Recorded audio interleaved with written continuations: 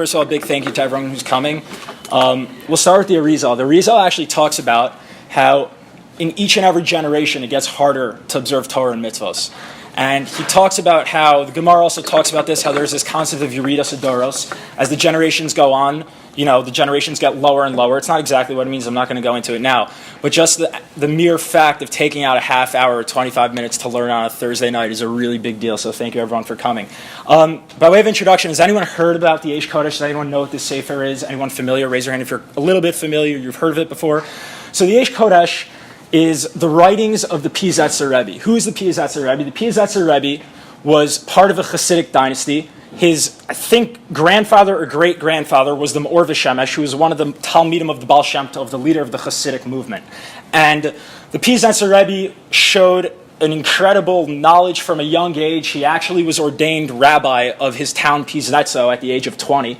And as time went on there, he wrote a seminal work, Chovas HaTalmidim, some of you may have read it in yeshiva or seminary, where he's an incredible visionary when it comes to education. He talks about the need to individualize education. This is the 1930s. And he wrote a sefer on the parsha called Derech HaMelech. That's a little bit on Kabbalah. It's one of his hardest svarim. And at the age 32, the Piaseczner Rebbe, like the Jews of Europe, were unfortunately sequestered and sent to the Warsaw Ghetto. And they appointed the Piaseczner Rebbe the rabbi of the Warsaw Ghetto from 1940 to 1943. There, the Piaseczner Rebbe organized an underground mikvah for ritual purity. He gave weekly sermons to people, or near weekly sermons, whenever he could, to try to mechazek people who were going through what they were going through for 3 years. He was offered work in effort to spare him in a shoe factory, and that was to keep him busy and to keep him productive. And he actually had the opportunity to leave, and he decided to stay with his Hasidim. And as time went on, he saw things are getting worse. He wrote down his mamarim, his speeches that he wrote, and he buried them in the earth. And in 1943, he took his final ride to Tarnow. He was shot and killed, unfortunately, a huge loss for the world. But his writings weren't lost. Someone came back to the Warsaw Ghetto in the 1960s, and they actually unearthed the canister. And therein, they found the writings of the Piaseczner Rebbe, delivering literally what he said to his constituents who were huddled together amidst the depths of devastation for these 3 years. And it was published later by the title Aish Kodesh. So this is one of the most intense svarim that exist. It's very real, it's very raw. The questions that the Piaseczner Rebbe raises, he doesn't answer a lot of the times. He struggles with God openly, and he weaves the parsha into his personal struggles and into what's happening at the time. So even if the sefer had nothing to do with the Holocaust, it would be a work of pure brilliance because of the scope of scholarship. But being the fact of where it comes from, you see the emotions are very, very real, and it's a complete insight into what he was going through and what they were all going through. So that's why I'm so drawn to this sefer. A lot of people, I'm the survivor. My grandparents are survivors of the Holocaust. So this really speaks to me, and that's why I wanted to go through it. So we're going to try to get through this. It's really beautiful. It's about Shabbos Shuvah. Of course, he couldn't write every week because there were things going on and conditions didn't permit him to. But he wrote in 1942. So as the years goes on, they get a little more intense. This is 1942, so the second year in the Warsaw Ghetto. So Shabbos Shuvah, we're going to start. This is the time period that we're in. He starts with the pasuk on top. He's quoting from Oshaya. He says, Shuvah Yisrael ad Hashem Elokecha ki keshalta be'onecha. He says, return the Jewish people to Hashem your God, and I'll like look away from your, because you're like steeped in sin. Kechui machem divarim v'shavu el Hashem. Take with you your things and return them to God. Amru elav kei tasei avon v'kach tov v'nisama parim shnisotenu. And he says, accept what is good. Instead of bulls, we'll pay with our lips. So it's the Jewish people are saying to Hashem, saying to the Jewish people, return. And then God says, come to me with your things and return to me with what is good, and I'll look at what's good from you. And instead of me accepting sacrifices of bulls, I'll accept supplications of your mouth and of your lips. So this is the opening pasuk that he's going to talk about. So we see here, lahavin mi'at, to explain a little bit. Ha shebepetach pasuk b'lashon yachid. It's interesting that the pasuk over here in Hosea opens addressing a singular person, b'lashon yachid in the singular. Shuva Yisrael ad Hashem Elokecha. Return the Jewish people to the Lord your God. Umisayim b'lashon rabim. But it finishes in the plural. Kachu imachem divarim v'shivu Hashem. Return with your things to God, and you'll be able to return to God. So it starts with singular and ends in plural. V'chein b'tshuvas HaKadosh Baruch Hu, and also with the response in the following pasuk, where Hashem responds to them that we don't have up top, but it's over here. Erapeh mishavotechem ava nedava kishav api mimenu. I will hear their affliction generously. I will take them back in love. My anger has turned away from them. This too, erpeh meshavotechem, I will hear their affliction, is Bilashon Rabim. It's God is talking about their affliction. It's talking about the Jewish people in a plural sense. Kishav api mimenu, for I will return and I will take them back. And my anger has turned away from them. That's in a singular. So the Pizetzer Rebbe, he's setting this piece up. So he says, Ki ita b'gemara b'chulin. The Gemara in Chulin tells us a story.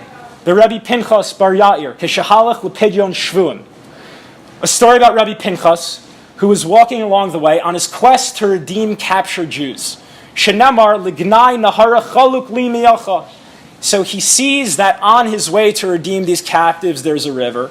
And he says to the river, L'gnai nahara chaluk lach miyamacha, split for me. So Amar Le, the river responds, Ata holech la'atzos rishon koni. You're doing the will of your Creator by going to free captives. Ve'ani holech la'atzos rishon koni. And I'm also doing the will of my Creator. My Creator willed me to flow as a river. And I'm doing what was asked of me. I'm doing my task. And you too are doing your task. So why should I split for you? And he says, furthermore, ata safek osa, safek iyata osa. With you, there's a doubt as to whether you're actually going to be able to fulfill your obligation of redeeming a captive. But for me, ani vaday osa, I'm flowing. I'm doing exactly what I should be doing. So it seems like I shouldn't split for you. Amar le, im ata cholek, gozreni alecha shelo yavranu b'cha mayim la'olam. He says, if you don't split for me, I am going to decree that you will never flow, ever. That you're gonna never flow again. So we're not going to talk about this now, but this is a question: how does he have the authority to say this? What does water represent? How can he say this? There are a million things you can unpack. Nothing's random, obviously. But he says, if you don't split for me, you're never going to flow again. Chalakle, the river splits for him. Hahu gavra dehave ar yichiti lepischa. There's a man who comes with him. It's not just Rabbi Yossi, and he's carrying wheat for Pesach. Obviously, that's not random, and we know that the story of Moshe Rabbeinu, when the Jewish people are leaving Eretz Mitzrayim, that's also related to Pesach. It also is to the splitting the sea. We're not going to go into it now, though. Amar le chilukle says, split for him. Nami l'hai b'mitzvah asik chalukle says, he's also doing a mitzvah. He's doing the will of his Creator. You should split for him. And the river splits for him. Hu ha'utaya delave behidehu. There was also a certain Arab merchant who was escorting them. Delave, like the lashon of Malava Malka, escorting the Shabbos out. Amar le chilukle nami l'hai delo lema kachos and livnei levaya. Says split for him too, because if you don't split for him, they're going to say that you don't treat people who escort other people well. Chalukle, the river splits for him, a total of splitting of 3 times. Amar Rav Yosef kama nafish hai gavra kamoshe v'shatin rabbanan. Rav Yosef, and then the Maimer Chazal says, Rav Yosef says, look how great this man is, that he's like Moshe and his 600,000 legions that he brought out of Egypt. So Sh'alpi Pashat Sarich Lahavin Ma'atshuv al Divrei Nar. We have to understand, on a simple understanding, what's the response of the river? Halo l'chayra taina chazakatan. Doesn't make sense what the river said the first time. Makes sense. You know, I'm doing the will of my Creator, you're doing the will of your Creator, but there is certainty that I'm going to do the will of my Creator, and there's doubt as to whether you'll do the will of your Creator. Why was that rejected? So, Safek Iyato Seva, Nivado Seva, Ayin Marsha. He says, see the Marsha if you want to see that. V'chutz midavar zal. Aside from that simple understanding, Efshar Lomar Kevan Sherabi Pinchas Ben Yair Halach Bishvil Yisrael. We can say that Rav Pinchas Ben Yair was walking for the Jewish people. Ki Halach Lepidyon Shvuim. He was going on behalf of the masses, for he was going to restore captives. L'hatzel Nefesh Hu Yisparach Mevatel Kibyachal Es Rasona. And we know that for a Jewish soul, we say that a Jewish person is a miniature world. As my teacher, David Aaron, says, what does it mean is a miniature world? It means that you have a miniature world view. Every person's a world because every person presents a different world view in which they encounter reality. So when you lose a person, you lose a world, you lose a world view, you lose a unique way of encountering truth and encountering the world. So that's why Hashem is willing to literally break his nature in order to save one person. And we also know that furthermore, even if there's a doubt as to whether you'll save someone, we know the Rambam brings down and others bring down that if Shabbos is there and there's a doubt as to whether someone's in danger of his life, you have to break Shabbos. So that's a suffix too. So now we're hitting back. We're saying, no, maybe the reason that Rabbi Yitzchak gave was a good one, because even if it's a doubt as to whether he's supposed to fulfill his obligation of fulfilling captives, we still know that over a suffix for doing Ratzon Hashem, you can obviously break something. Chilul Shabbos.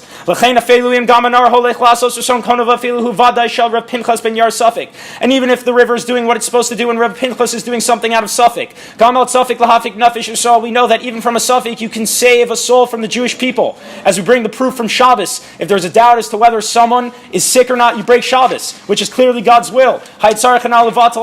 So it's clear from here that the river had to split, because when it comes to the life of a Jewish person, there's no such thing as waiting. We take the opportunity. Ki lo adifim masav lasot zuson kanomer ratzon Hashem b'mishmira Shabbos afilu hachim mechalim gam al safek. And here too we also, I'm sorry I'm going a little fast, but there's a lot. Here too we also we're willing to break God's will if a Jewish soul is on the line, even out of doubt. Ve'evshar hu shanu mispalim b'slichos. And maybe we can understand what we say in slichos now in some Gedalia. The rest of these two paragraphs are really going to set up the meat, but the way these things work is he has to flesh it out and paint the picture a little bit. There's another sheet over here if you want. So sorry if I'm rushing a little bit. You guys can slow me down, but I don't want to take too long. So we say in Slichos Tzol Medalia, Torah Kdoshes Chanani B'Vakasha. The Holy Torah, I implore, I ask mercy of you. Chutz min apshut. So other than this simple understanding, which isn't simple at all, I don't know what he's talking about. Hatvil hi shekavin hu sheisparach miskayim es kol Torah. I don't really know what this means. It's talking about how through prayer we enable God to fulfill all the Torah. I know the Vilna Gaon talks about how when we do mitzvos, we're doing mitzvos for Hashem because God can't perform mitzvos. He knows too much, so He does mitzvos through us. That could be what he's talking about, but I'm not sure. It says, Yekayim games din haTorah zeh. So he's saying when we're asking for Hashem to have mercy on His Torah, he's saying that even for an instance like this, what do we mean? We're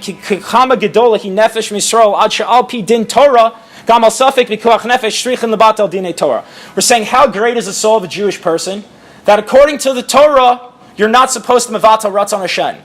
But it is the ruling of the Torah. We ask the Torah to have mercy on itself and God to have mercy on the Torah. We're saying, God, override your normal inclination, your normal desires, and use the Torah to have mercy to save a Jewish person.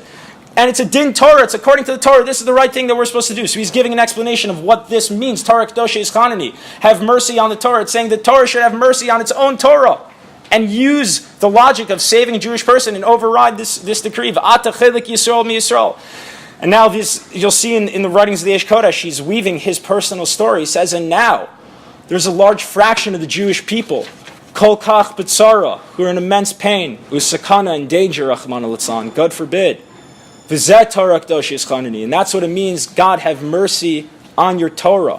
Shekain din Torah l'hatzi Yisrael. He says, just like when we beseech the Torah to have mercy on its own ruling, and we see that drawn out of this ruling, it's actually the ruling of the Torah to break Shabbos on a suffix, when a Jewish life is in danger. He's saying, so too, right now it may be normal for us to be in pain. That may be the Torah. But al pi din Torah, when a Jewish life is at stake, we, according to the Torah, even if it's a suffix as to whether they're going to make it, we have to override that. So he says, I'm calling on the Torah to have mercy on itself and override its normal decree and extrapolate from there that it's a din Torah to save us. He says, Hashem, you should listen to us. And he says, now let's return to the subject matter at hand. We have to understand the end of what this whole story is talking about. How at the end, Rav Yosef remarks, it's amazing how this person is similar to Moshe who freed 600,000 Jews. He's saying this is obvious. Kevan shel tzricho bilvad nikar hanar kamo b'kriyas yamsuf l'Moshe v'klal Yisrael. It says when the Jewish people need something, God will split the river. He split the river for you. He's going to split the river for the Jewish people, like He did with Moshe. This is an obvious connection. It's splitting of the river, but He says it's deeper than that. And He says avo b'klal yesh l'daktik. He says we have to understand and go a little bit further. Da'al kriyas yamsuf ita b'gemara. When we hear about the Kriyas Yamsuf, it says in the Gemara in Shmos Rabbah, Al pasuk v'yashev hayam la'itno, the water returns to its original form. After the water splits and the Mitzrim are chasing after the Jewish people, the Torah talks about how Hashem decrees for the water to return to its original form. L'taino harishon she'tenu mo mitchila. So this is a little bit confusing. I didn't fully understand it, but it says to the original stipulation that was included from beginning, meaning v'ayin Tosos Yantiv al Avos al Mishnah. He's quoting Tosos Yantiv, who speaks about Pirkei Avos, where he says, Esara devarim navru be'erev Shabbos bein hashmashos. It says 10 things were created on the eve of on Shabbos between bein hashmashos, between the period that's dark and it's light. Just really quick, I learned a beautiful piece this week by Rav Eliezer Melamed, who writes Pinini Halacha. Pinini literally meaning internal. He draws out the deeper messages of Halacha. And he talks about how Halacha recognizes a place of uncertainty, where we have institutionalized in Shabbos this period of Bein Hashmashos. We don't know if it's dark or whether it's light. And he says this is indicative of our avodas Hashem at large. There are times in our lives where there's going to be suffix. And Judaism represents suffix. Judaism represents doubt, and they recognize it too. And we say it's not always going to be clear what's dark and what's light. Vahi erev, vahi boker. First there's darkness and then there's light, but they follow each other and they're intermingled. And I think that speaks to that's really true. And it's never going to be completely clear. So that's a side point. But he says there were 10 things that were created bein hashmashos. B'shem Rambam shelechein amra gemara shatana imayam b'shas habriya. Hashem made a stipulation with the river at the time of creation. That he would never change from the will of God. But only after, when God saw that the sea needed to split, he included in his stipulation with the river that said that it would always follow the will of God. The will of God changed, and that allowed the sea to split. So we're saying now to the river. Why was the river hesitant to split? If the original sea, built into the stipulation of its inception, was that it would follow the will of God, subject to change, and when the will of God changes, it's willing to split, why is it any different than this river that was so hesitant because of its reasoning? I'm doing Ratzon Hashem, I'm doing what my Creator asked of me. But we see in another place where your Creator is asking you to split. In fact, you're not going against the will of your Creator. So why was it so unwilling to split? This makes no sense. Why did he claim against Rabbi Pinchas ben Yair lo ratza l'cholik v'lo yada shna Hashem imo? Didn't he know that God was with him? So this is all a little bit of a setup. So now that's the Rebbe is going to answer the question. And he says, "Ve'efshar shezeh hayutaynu shanar." And maybe this was the claim of the river. Shechashav sharak kol haklal Yisrael choshvim v'yikarim lefanav yisbarach v'lo yachid. The river is saying maybe that in the eyes of Hashem, only the klal, the Jewish people at large, were considered valuable. Chashuv b'nei Hashem yisbarach. But when it comes to the individual, that's not the case. And that's why the river was hesitant to split. Because when it comes to Moshe and leading 600,000 people out of Mitzrayim, he has an entire nation with him. So maybe when it comes to the entire corpus of the Jewish people, that's when Hashem will say, I'm willing to split for you. But when it comes to one person, the individual soul, all of a sudden, maybe the river thinks it's not worth it. I'm not going to change my nature for an individual person. How often do we not change our nature for an individual person? When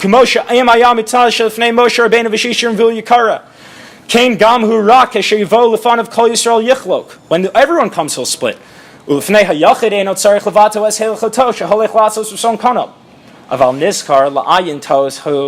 But we have to understand that this is a complete fallacy, and the river was wrong in its logic. Saying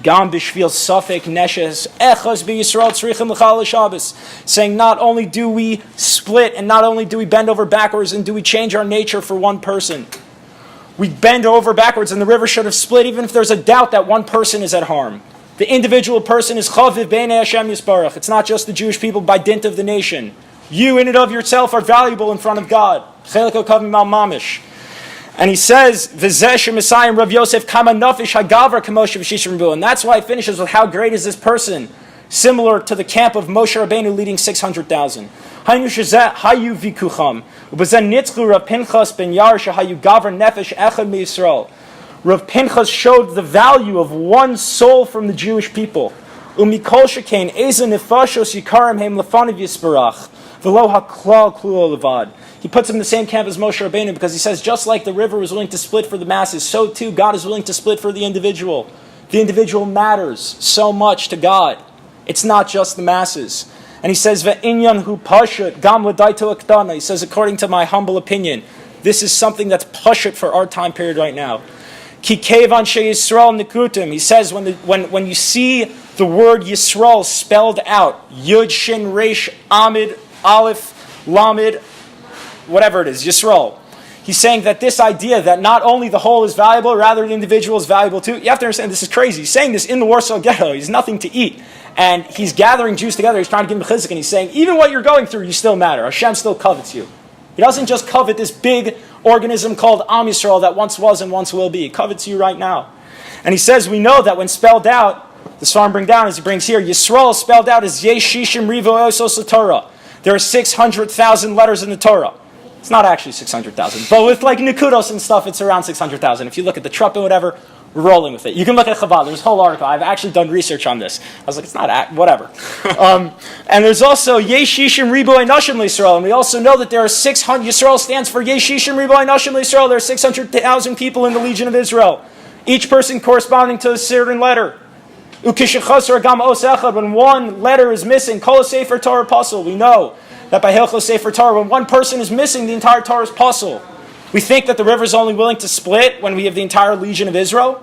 Well, we can't have the entire Legion of Israel if we don't have a single person. A single person's missing, the entire Torah is missing. This is too complicated. I'm not going to go into this. We're going to skip a little bit. So he says that it's more than that. It's more than thinking that you don't matter in the eyes of God.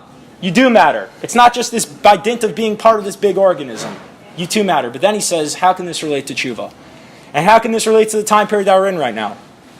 So he says, V'chine, k'moshe anu mischanim umevakshim Hashem, and we know that we have supplications and we ask before Hashem. Shagam ala prat yachos, v'es kol ish Yisrael yatzel v'yoshia. We say that Hashem should also pay attention to the details.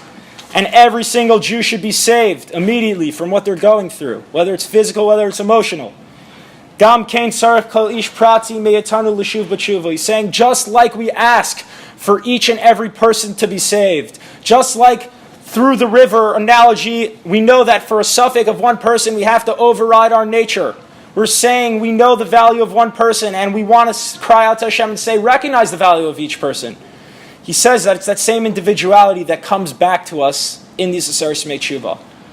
And it's obligation of each and every person to also return to Tshuva. V'lo lismoch atzmo ala klal lomar sheklal Yisrael tovim v'shavim el Hashem. Not just rely on the nation, and just say that the nation of Israel is going to return to God, and by dint of the fact that I'm included in the nation of Israel, I too will return to God. If you matter, that means that you also have to return. And v'chutz mizeh halo l'chol echad yeshnam chisranos liatzma u'midos nefagos liatzma. And he says, and furthermore, even though the totality of Israel makes seem whole, each and every person has something that's lacking in them.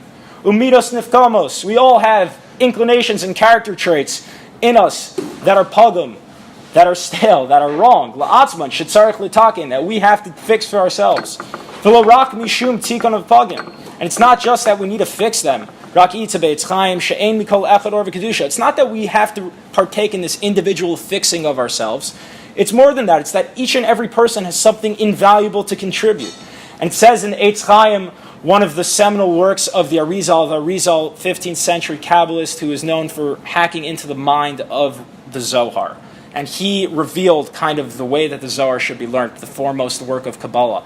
And his teacher who recorded all of this, his student, Rav Chaim Vital, did this in a very short period of time. It's called Lakutei Ari. It's a series of books by the Arizal. So this is Eitz Chaim is one of the foremost books of Kabbalah. He says that he's saying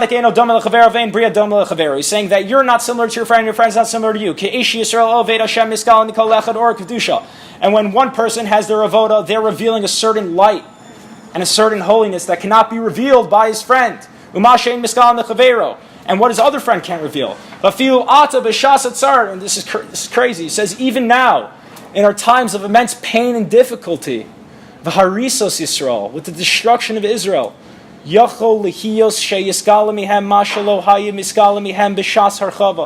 he's saying, because you will never be able to reveal something that your friend can reveal, and your friend can never reveal what you're going to reveal. He's saying, same is true situationally. No one can reveal what we can reveal right now. And he's calling on them. He's saying, we need your avoda. Hashem needs your avoda right now. And he's saying, even if you're in the immense pain and the destruction of Israel, right now, in our constricted times, there's something that can be revealed that won't be revealed even in the time of expansiveness. Ukemoshe Marvin, and this is one of my favorite teachings. If you come with me after, I can show it to you in length. But Ukemoshe Kvar Amanu al Gemara Brachos, as we already explained in the Gemara of Brachos, I'm sure many of you have learned this before.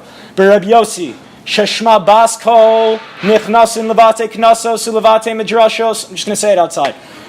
We know the Gemara in Brachos talks about how Rav Yossi, who's Rav Yossi? He's the Talmud of Rabbi Akiva. The Gemara in Makos talks about how Rabbi Akiva is standing after the destruction of the Beis Hamikdash by Asheni, the destruction of the Second Temple, watching a black cat prance around the temple ruins. And for Rabbi Akiva, this is shocking because he's living in the second time period after the destruction of the temple. He thinks after 70 years are up, the Jewish people will return. He endorses the Bar Kochler results, which went on from the years 132 to 135, nearly 70 years after the destruction of the temple. He thought that the Jewish people, the kingdom, would be redeemed. And he slowly realizes that that's not the case. Rabbi Yossi's his Talmud. He's walking through the ruins of Yerushalayim. It's literally the Chorva. And he goes into one of the Chorbanos to daven. And there he hears Eliyahu HaNavi. And Eliyahu HaNavi says, why are you davening in the Chorva? And he says, maybe someone's going to stop me. And Eliyahu says, fine, now that you're davening there, what did you hear? And he says, I heard the voice of a dove. And that voice of a dove was God calling out. And not only do I hear this voice of a dove, actually there's a voice that calls out every time the Jewish people enter into the Batei Knessos and the Batei Midrashos. And there's a voice that calls out and says that how beautiful it was when my temple was built. And now, Shegala Espanov, my children have been exiled. Ve'en lahem banim, and I don't have children. Shegala mi'al shulchan aveim, and my children have been cast away from my table. V'amranu she'efshar b'nei shahaya b'chor v'mechor b'shraim v'lo libo nishbar b'kir b'yoter. So Rabbi Yossi says that I hear Hashem calling out how he's lamenting the fact that his children have been cast away from his table. How there's no one to serve God anymore. The temple's in ruins. But he's saying it's not only then that we hear this voice. It's not only then that Hashem calls out. Hashem's calling out every time we walk into the Batei Knessos and the Batei Midrashos. I don't know about you. I've never heard that voice before. And I'm in Minyan 3 times a day. I've never heard a voice calling out, woe unto my children who've left my table. And the Gemara ends like that. No one gives an explanation. So I've wondered about this for years. Pizetzer Rebbe gives such a beautiful reasoning, but it's so painful. He says that Rabbi Yossi, who's the Talmud of Rabbi Akiva, who endorses the Bar Kochler votes, who thinks that the temple is going to be restored, he's the person who's literally experiencing his own Chorban. He's walking through Yerushalayim, which once was Yerushalayim, to see a city of fullness. It's broken. And only from that place can Rabbi Yossi hear the call of God, because God is calling from a place of brokenness. So it's Rav Yossi when he's at his most place of brokenness. He's in immense pain. It's only then can he hear God calling out like a dove. And elsewhere we ask the question, but I thought God calls out like a lion. And a dove is much softer than a lion. And he replies that it's only when we're at the height of our pain can we begin to understand the beginning of the pain that God's in when we're through pain. As the Tanya brings down, if God was the sun, we'd be like rays of his light. If my finger's in pain, as Rabbi David Aaron explains, how much more so is my body in pain, because my finger's a part of my body. When Rav Yossi's in pain, his finger's in pain, he has no idea how much Hashem is in pain with him there. So too, the Pizetzer Rebbe. He's telling these people, he's saying that right now Rav Yossi's in the Chorban, we're also in the Chorban, but there's something special that you can reveal that no one else can reveal. And he's saying, and this is why the original pasuk, which talks about returning to God with our words, through our tefillah, through crying out, through our immense pain. He's saying that's why it starts with a plural language. He's saying,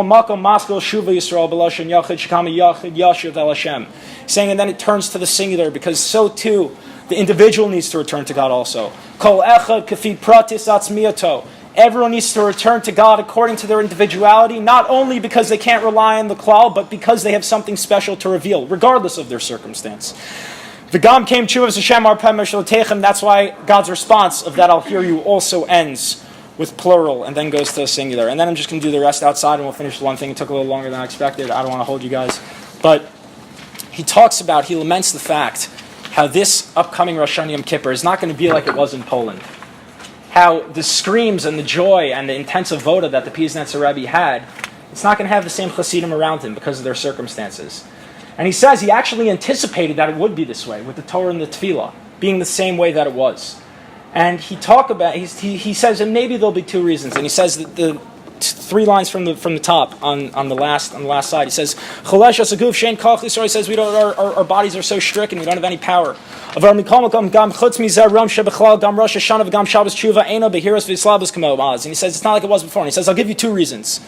Ki David Melech Amar b'yom karasi v'tzinesi tarbisi nefesh oz. He says when I called out, you answered me. You inspired me with courage. He says kasher ish Yisrael mispalel. When a Jewish person is able to cry out and daven. V'na'aneh b'tfilos. And he's able to pour his heart out. Shifpi k'mayim libech. Pour out your heart to me before God. Az mitchazik mishalev. He has a certain, or she has a certain amount of strength from that. V'achar kach b'shar tfilato. And then for the remainder of the tefillah, masha'ein came kasharu mispalim. Even if you're not fit to daven, v'dai shalo nanim rak od hatsaras yoter mitaras rachman litzan nofel lev adam ve'ena misar b'tfilato. He's saying normally your tefillah will give you strength to continue going for the rest of the day. But he's saying right now, Rachman al-Litzlan, we're too broken. And our hearts are fallen to the point where we're not able to be aroused by our tefillah. So maybe that's the first reason why we can't daven as our Rosh Hashanah like the days of old. Nothing to do with the fact that we're in the Warsaw Ghetto. That has nothing to do with the fact that we can't daven like we were going to used to daven. It has to do with the fact that we're so broken. And he says the second reason, he kemoshe kvar dibarnu, shelakol davar gam lamunav gam lasimcha. For everything, when we talk about having faith and we talk about having joy, simcha is not really joy, it's really about purpose. I'm not going to go there now. It's not enough to just think about these things. We also have to believe. We also have to have simcha. He says, this isn't possible when we're crushed. How can you possibly be joyous in a time like this? So he ends on a note of chizuk, and he says, it's not going to be like the Rosh Hashanah of old and the Yom Kippur of old. But maybe there is something that we can do there. And he says, with regards to awakening ourselves through tefillah. Isha Yisraeli ata nofel shochev v'narmes. Says, Jewish soul, precious Jewish soul, you've fallen, you're broken, you're destroyed, and you can't be awakened with your tefillah. Aval David HaMelech Omer, but David HaMelech said, Mamakasim karisicho Hashem, from the depths I called out to you, Hashem. Lo mi omek echad bilvad. What does it mean from the depths I called out to you, God? He says it's not from one depth that I call out to you. It's from the depths. Rak gama makim basa makim. He's saying it's two depths. Sha'af la'achar nefalti ba'omek harishon karasi. David HaMelech, who was chased by Shaul, the king, who was chased by his son Avshalom, who tried to kill him, who's literally laden with sorrows. That's where Tehillim comes from. He's saying, I'm calling from the depths, God, meaning that after I've fallen once, I've called out to you. V'lo bilvad shalon aniti v'lo nashati. He's saying, even though you didn't listen to me, you didn't save me. Oh, nafalti la'amak bez. Even when I fell to the second depth. Amuk betocha amuk. Reminiscent of the Lashon of Reb Nachman, even when God is hastura betocha hastura, when God is hidden inside the hiddenness. Vadai gam sham. Even in that place. Nimsa Hashem Yisbarach, you can call out to God. David Melech does this. He says, Gadai gam sham. Even in the second depth. Mikol makom hanani mischazek v'shuv karotcha. He says, I can still call out to you. And he doesn't end on a positive note. He just says it's possible to call out to God in this situation. So I'll end with one story. This story is really heavy, but it's beautiful. I recommend everyone to check out this book. I just got it from the NYU library. It's in my dorm if anyone wants. It's called Hasidic Tales of the Holocaust by Yafa Eliach. It's literally heartbreaking. I cry like almost every time I read it. And also it's very raw. Like, they don't sugarcoat it. And a lot of times it leaves you abrupt. So there's a story about Yom Kippur and the Holocaust which I want to share. And the reason I want to share it is because we talked about how every individual is obligated to return to God. It's not on the nation of Israel to be relied upon. You have something to do. And this is a beautiful story of how one Jew answered the call in also a tremendously difficult time. So I read, this particular story is one of those stories that deserves to be published in a book, said the rabbi of Blazov to his Hasidim, as he was telling about his experience during the concentration camp era. Does anyone else want to read maybe? Voice a little? No? Should I just kick it? You sure? Someone step up. Come on. No one? I'll read. Okay, take it, W. Thank you. In the Janaska Road camp, there was a brigader, a foreman of a brigade from Lvov by the name of Shnevais. One of those people one stays away from if he values his life. He had known Rabbi Israel Spira in Lemberg in Lvov, but was not aware that the latter was an inmate at the Janowska Road camp. Only a handful of Hasidim who were close to the rabbi knew the rabbi's identity and kept it a secret. The season of the Jewish holidays was approaching. As the date of Yom Kippur was nearing, the fears in camp mounted. Everyone knew that the Germans especially liked to use Jewish holidays as days for inflicting terror and death. In Janowska, a handful of old-timers remembered large selections on Simchat Torah and Purim. It was the eve of Yom Kippur. The tensions and the fears were at their height. A few Chassidim, among them Mendel Freefeld and others, came to the rabbi of Bluzov and asked him to approach Shnevis and request that on Yom Kippur his group not be assigned to any of the 39 main categories of work, so that their transgression of the law by working on Yom Kippur would not be a major one. The rabbi was very moved by the request of the Chassidim, and despite his fears, for he would have to disclose his identity, went to Shnevis. He knew quite well that Shnevis did not have much respect for Jewish tradition. Even prior to the outbreak of World War II, he had publicly violated the Jewish holidays and transgressed against Jewish law. Here in Janowska, he was a cruel man who knew no mercy. With a heavy heart, the rabbi went before Shnevis. You probably remember me. I'm the rabbi of Pruchnik, Rabbi Israel Spira. Shnevis did not respond. You are a Jew like myself, the rabbi continued. Tonight is Kol Nidre night. There's a small group of young Jews who do not want to transgress any of the 39 main categories of work. It means everything to them. It is the essence of their existence. Can you do something about it? Can you help them? The rabbi noticed that a hidden shiver went through Shnevis as he listened to the rabbi's strange request. The rabbi took Shnevis' hand and said, I promise you, as long as you live, it will be a good life. I beg you to do it for us so that we may still find some dignity in our humiliating existence. The stern face of Shnevis changed. For the first time since his arrival at Janowska, there was a human spark in it. Tonight, I can't do a thing, said Shnevis, the first words he had uttered since the rabbi had come to him. I have no jurisdiction over the night brigade, but tomorrow on Yom Kippur, I will do for you whatever I can. The rabbi shook Shnevis' hand in gratitude and left. That night they were taken to work near the Lvov cemetery. To this very day, the rabbi has scars from the beatings of that night. They returned to their barracks at 1 o'clock in the morning, exhausted, beaten, with blood flowing through their fresh wounds. The rabbi was trying to make his way to bed, one level of a 5-tier bunk bed made of a few wooden planks covered with straw. Vivid images from the past of Yom Kippur home with his family and Chassidim passed before his tear-filled eyes that wretched night at Janowska.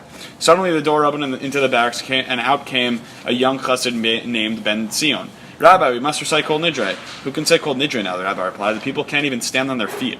Rabbi, I used to play in your shtibel. Do you remember the tune? In the darkness of the barracks, among the tens of hungry, beaten, exhausted Jews, a melody was heard. The soothing, comforting melody of Yom Kippur has been Zion chanted a prayer.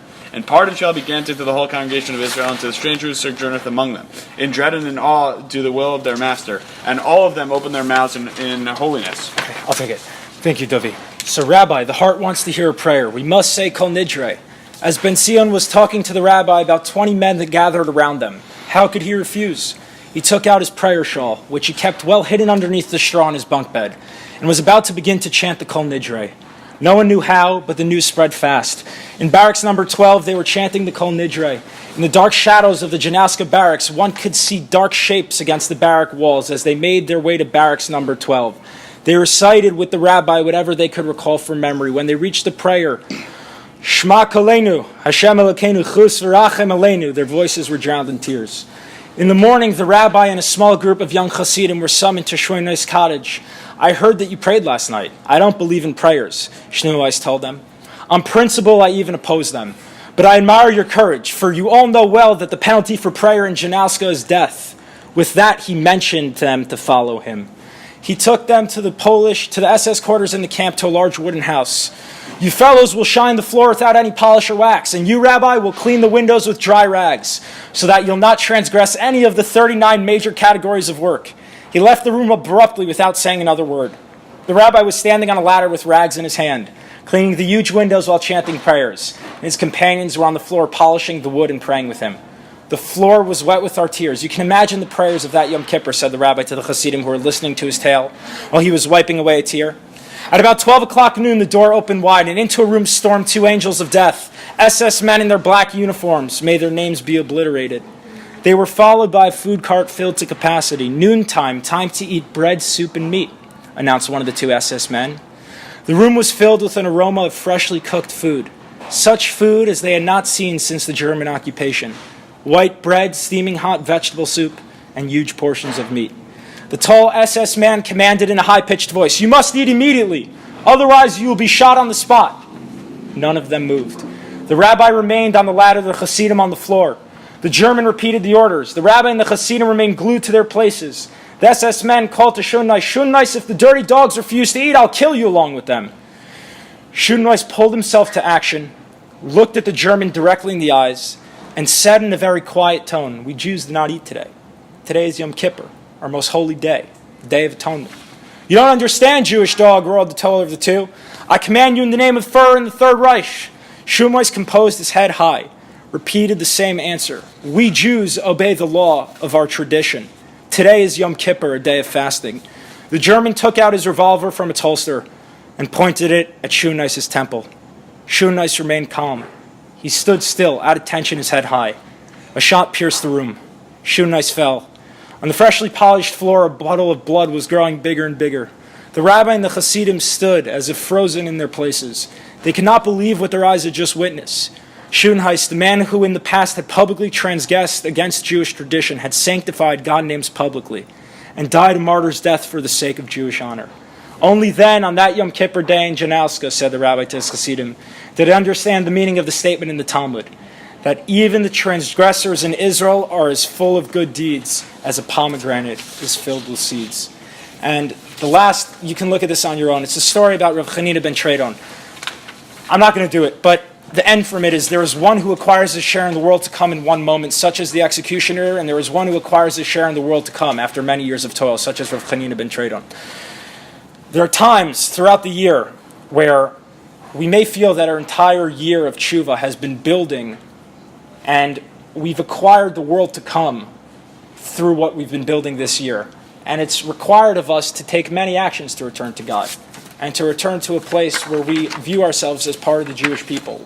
But there are also times where it just takes one moment. The one moment like this capo, who in an instant, and you could look at this Gemara after, with also Rav Chanina, the executioner of Rav Chanina ben Tredon, they turn around and they recognize the Borei Olam in one instance. It's what Rabbi Kormer was talking about also. It's the same thing. It's one moment. It's one moment of turning to God. Sifrei Kabbalah, there's an idea. I wasn't going to go here, but it happened.